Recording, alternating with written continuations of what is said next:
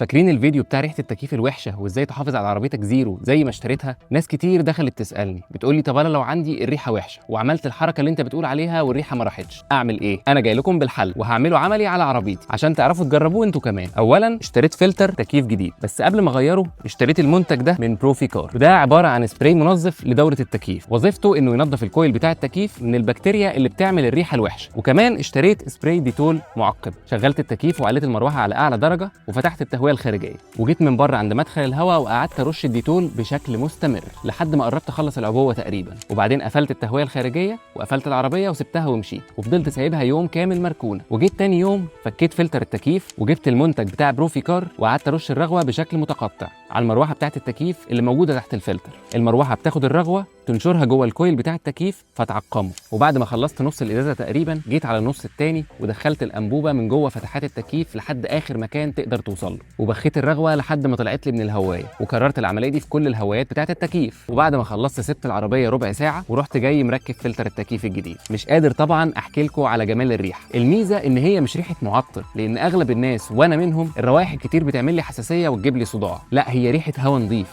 ما فيهوش اي ريحه عطانه، ولو اني حاسس ان في ريحه معطر خفيفه كده، بس اتوقع ان هي هتروح تاني يوم. لو الفيديو عجبك ما تنساش اللايك والشير والفولو، ولو عايز تشتري المنتج ده كلم بروفي كار على الصفحه بتاعتهم عشان تعرف الاماكن اللي موجود فيها.